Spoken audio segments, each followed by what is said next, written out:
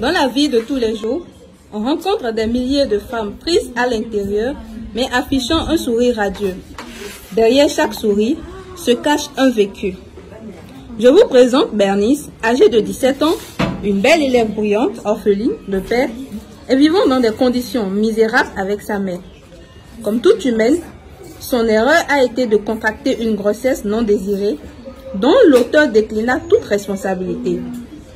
Pour survivre, elle décida de se lancer dans la vente de sacs et de colliers drapés. Malgré tout ceci, elle garde espoir d'atteindre son objectif, qui est de finir ses études et de devenir avocate.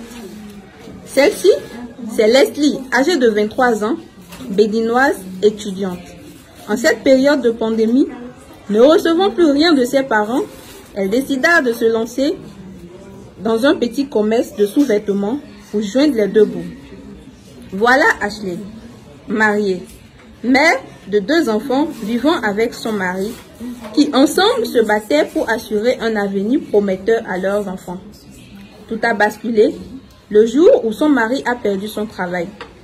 Noyant son chagrin dans l'alcool, il devenait de plus en plus violent envers sa femme, au point où il lui portait des mains qui se soldaient parfois par des hospitalisations.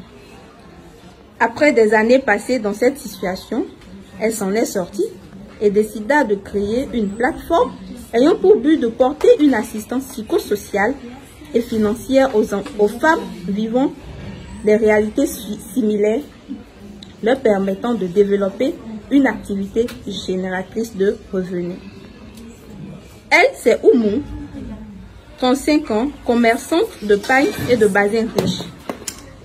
Elle était la plupart du temps entre 2 avions, mais il y a 2 ans, son économie a chuté d'un coup. Plus de clients, plus de commandes, plus de voyages. Le stress, l'angoisse, l'anxiété étaient son quotidien. Sans se décourager, elle a recommencé de zéro avec ses articles sur la tête, marchant à longueur de journée sous le soleil et la pluie. Aujourd'hui, son commerce a repris de plus belle avec une boutique au centre-ville. Comme quoi, tomber pour mieux se lever. Enfin, voici Aya. À 8 mois de sa grossesse, elle tient un commerce de fruits pour prendre en charge les frais médicaux de son mari hospitalisé en soins intensifs. Commerçante le jour et garde malade la nuit, elle garde espoir d'un avenir meilleur. Chacune de ces femmes, à travers son histoire, véhicule un message qui est, avec le courage, la détermination, la persévérance et la prière, on arrive à bout de toute situation. Hommage à toutes ces femmes battantes, braves, qui chaque jour affrontent toutes sortes de situations la tête haute.